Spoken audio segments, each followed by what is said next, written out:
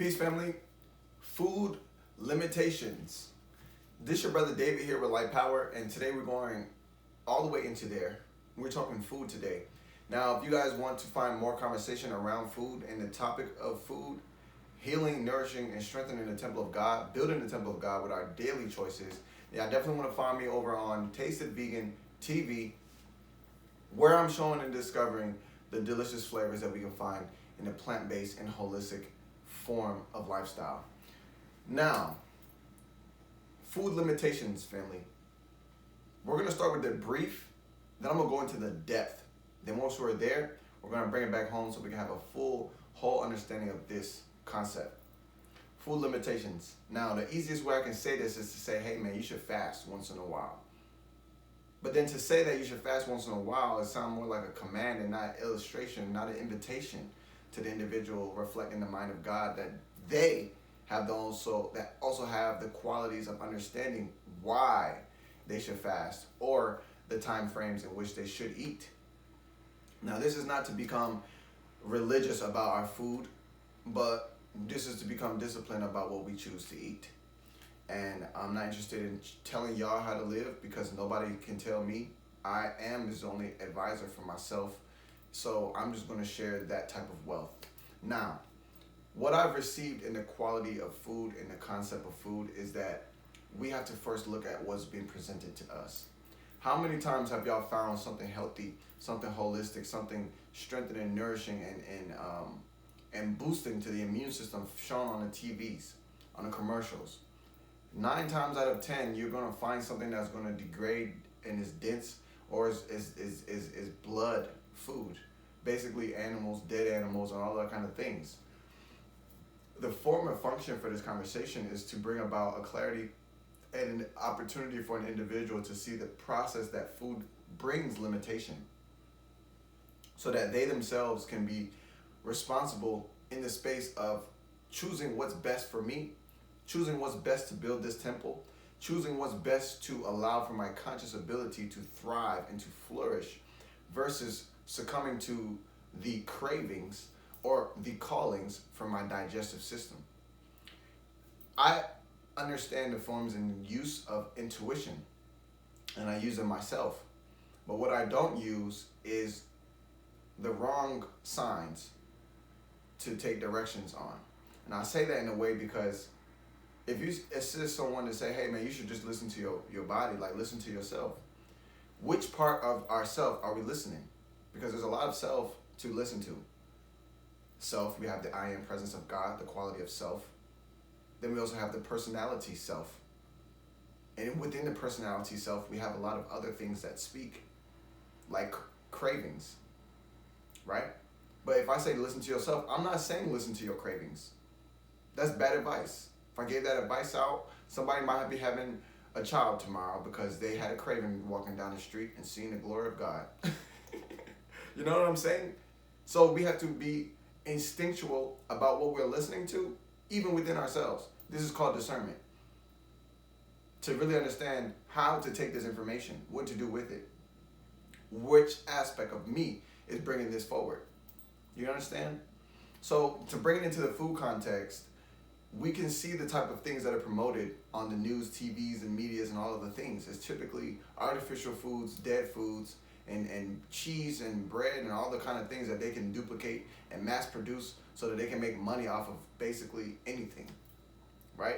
But when you introduce these type of ingredients, when you introduce these type of substances into your body, the individual is best off knowing what these substances really do. People think that they just eat food and they get full and go to the bathroom because that's what they've watched, that's what they've noticed, that's what they've seen. So that's all they think the do is. But there's more in the do than that. If I were to have a slice of chocolate cake, now I'll make some chocolate cake, baby, auntie, sister, mom. Tell them about that chocolate cake, mom. That vegan chocolate cake, that plant-based chocolate cake, yes indeed. But now if you were to have some traditional things with all the heavy icing, maybe like a Giant or Costco kind of cake, all those artificial sweets, all those artificial sugars are the things that are going to be digesting. See, what people don't notice next is that what happens through the digestion process is that certain acids and certain bacteria are expelled from the foods that you introduce because of the stomach acid.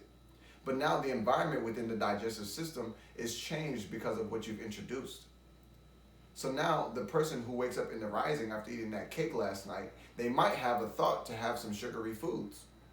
But the reason why they have a thought about the sugary foods that they just ate is because as they digested these foods, the microbiome, which is the group of bacteria that lives in the digestive system, has actually reorganized and reprofiled the body based on the foods that have been introduced. So you can go to sleep with a slice of cake and wake up thinking about some waffles, wake up thinking about some pancakes, wake up thinking about some maple syrup, because those qualities of sugar reflect that has been introduced. See, the microbiome is responsible for our digestive and our food related cravings. But people think that it's just okay to eat whatever you want because you're a creator and you can create what you want to eat and you can eat it. Well, yes, you can, but you also have to pay for all the things that you choose. Now, this is called justice on the internal space, because the justice that happens in the internal space reflects itself as disease. See, if you've been treating the temple of God less than what it really is, you've been throwing whatever you want into this, then your body has to speak on behalf of you and your choices.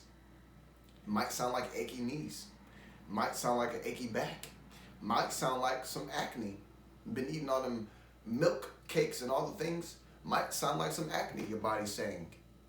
But the thing that the body's saying is really just called symptom. That's a terminology for understanding the signs from the body. They call them symptoms.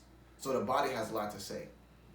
But are you listening to what the body has to say, or are you saying for the body based on the taste? Oh, I really like those ho-hos. Oh, man, them cookies was good. Oh, yeah. Man, I like me trying to get me some cinnamon bun. I'm trying to get me some honey bun.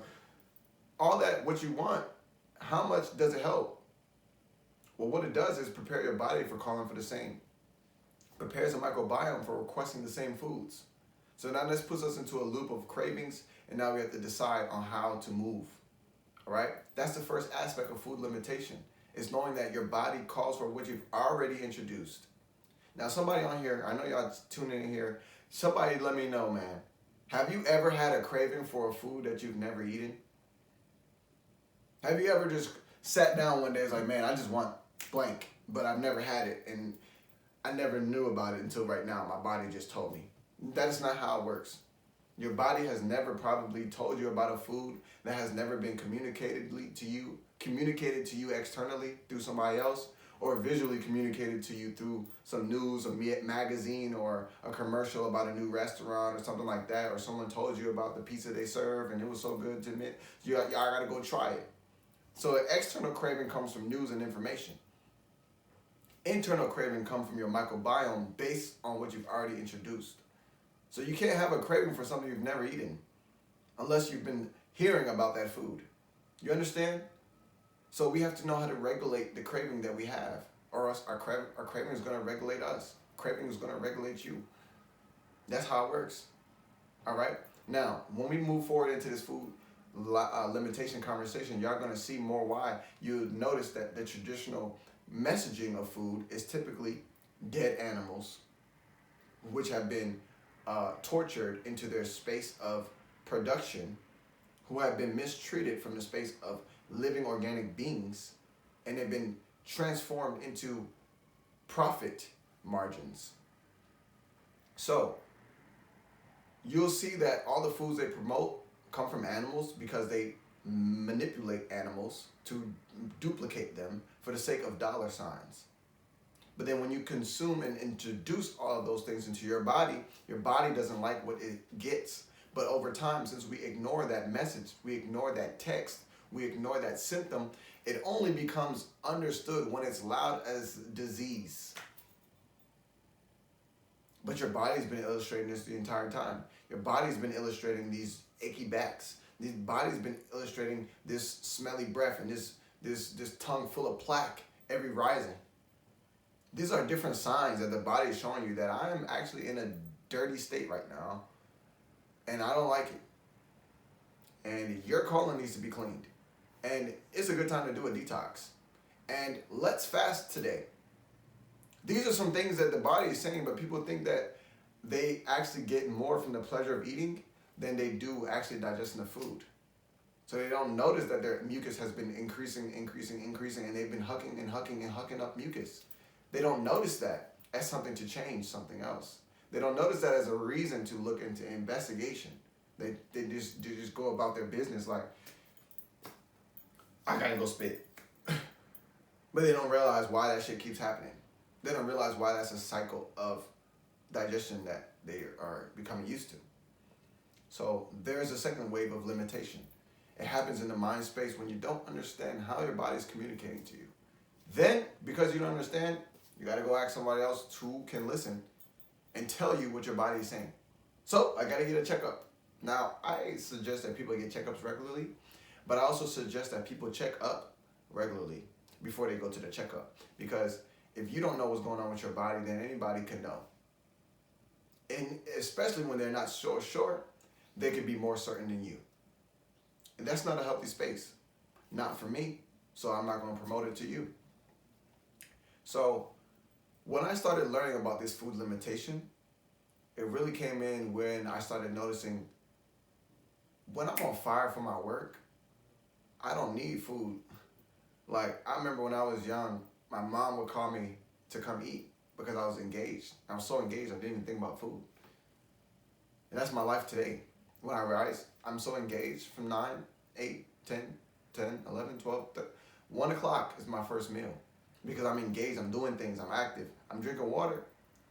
I have my supplements, tasteofvegan.com, and I have everything else that I need, so I'm good on energy. And then by 1 o'clock, I want to refuel. But then what I put into my body actually gives me energy, okay? Actually gives me energy versus acquiring food that robs you of energy. If you don't understand what your food can do to rob you of energy, let me ask you, have you ever heard of the itis? Y'all know the itis? Oh man, we went to the Korean restaurant or we went to the all-you-can-eat and I just got the itis, man. The itis is a state that we've coined in the context. It has a deeper meaning than what we use it for in the culture, but it basically means when an individual is tired from food. In a true form of words, y'all can search food lethargy. If y'all want the scientific food lethargy, it's an opportunity for the body to become tired based upon digestion. So it basically means all the conscious and the cognitive ability is being used to digest so that the brain does not have enough power to do anything, hence feeling tired. This is the food limitation. So if you cannot understand the crunch, the salts, the sweets, the chocolate, the sugars, if you can't understand these things, then you're going to succumb to them because it's a form of pleasure. Now, I'm not here to make somebody move faster than they're willing to move, but I'm here to illustrate the space and show y'all the tracks. So I'm going to talk about it the way I've understood it because I've actually paid attention to that. I've actually investigated why I want some ho-hos right now, why I want some what are them other things? Honey buns right now. Why I want some chocolate chip cookies right now. Understanding what are these cravings calling and where's the quality of understanding that helps me understand what I mean by I want this, I want this, I want this. Which part of me wants that? I just had some yesterday. This is where food addiction comes in because we don't isolate our digestive system from ourselves. We have to be able to observe ourselves from that space. Be like, oh, my digestion is off. I normally spend a minute to 2 minutes in the bathroom, whether it's 1 or 2. You know what I'm saying? Why am I in here still? Damn, bro, went to the bathroom 25 minutes ago. Bro, you good? You just getting back. You went to the bathroom? Yeah, I was on my phone. Like, why you gotta spend that much time in there? Bro, it'd be pebbles and rocks. Pebbles and rocks. Bro, you got work to do. That's a whole sign. Like, that's a huge sign. That's like a boulder full of signs. You know what I'm saying? Your digestion does not normally operate like that. So once that happens, you need to investigate. What have I been eating this whole time? What have I been eating all day, every day? Potatoes, fries, and chips? Well, damn, your shit gonna be hard as rocks then.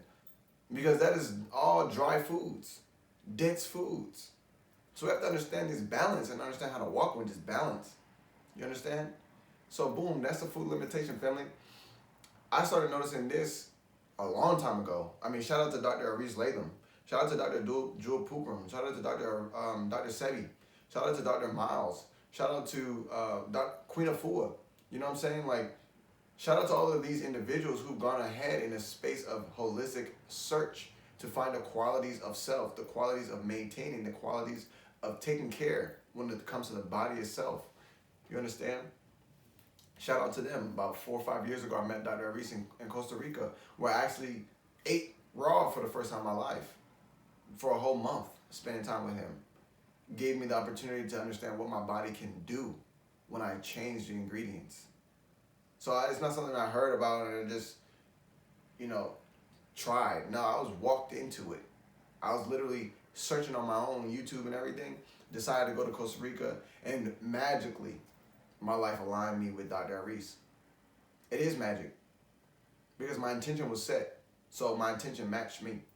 A teacher to show me the way. A teacher to explain to me why not this white rice? Why not this starch?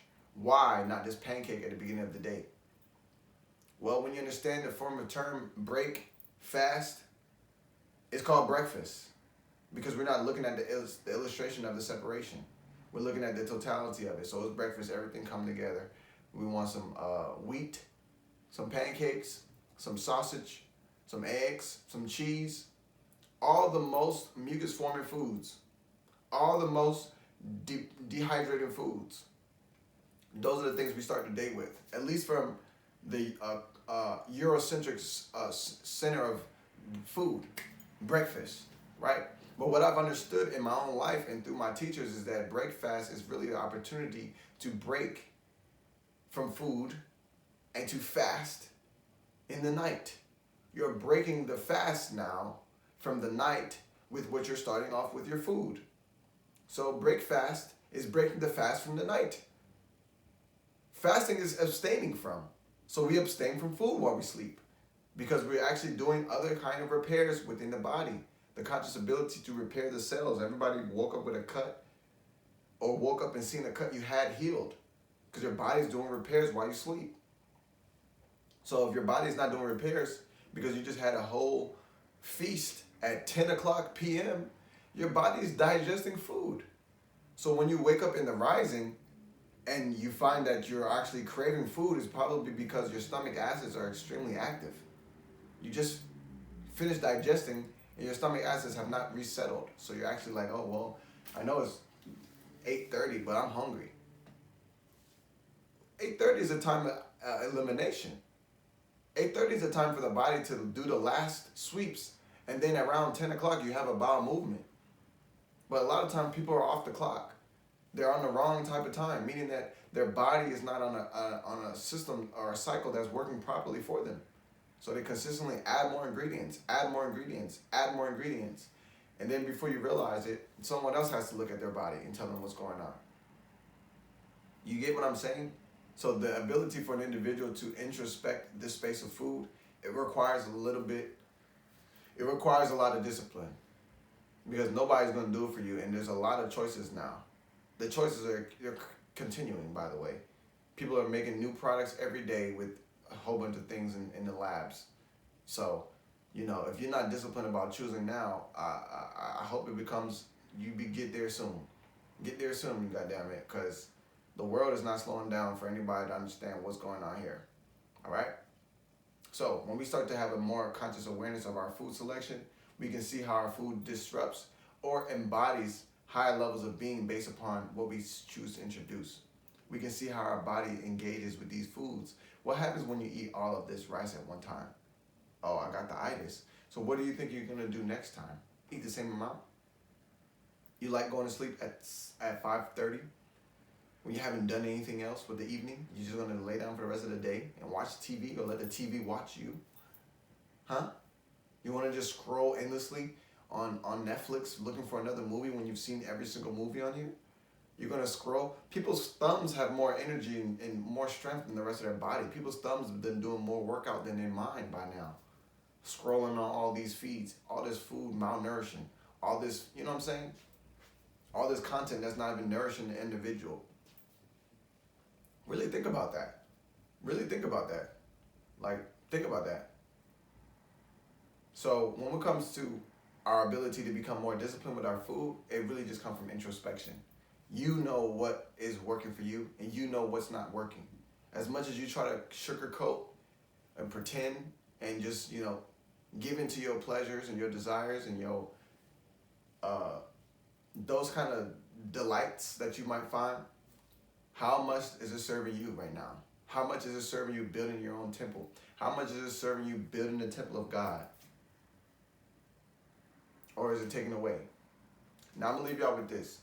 What I started realizing for myself was I work better without food. Now I eat every day. I make smoothies, I make pies, I make cakes, I make pasta, I make pasta sauce. I make the most spanking, bussin' pistachio spaghetti sauce that you've never had.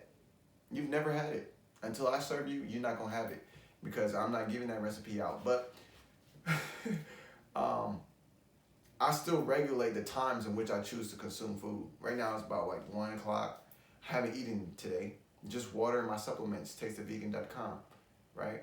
But by the time I do eat, my food is gonna surpass the energy that I'm reflecting right now. It's gonna re-engage me to the remainder of my day.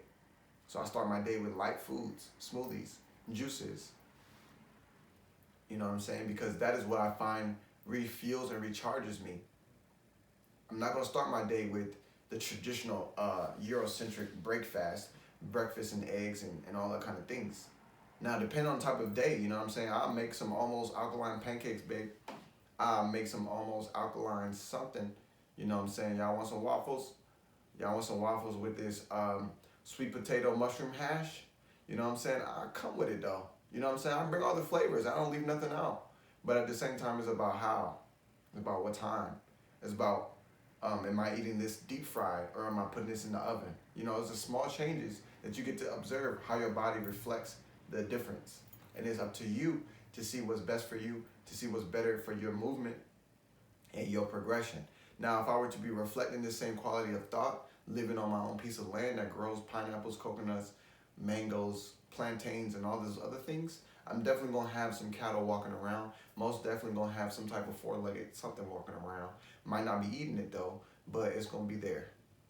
Because that's how you actually sustain and regulate the nutrition from the grass into manure, into sustenance for the plants, for the trees, for all of the things.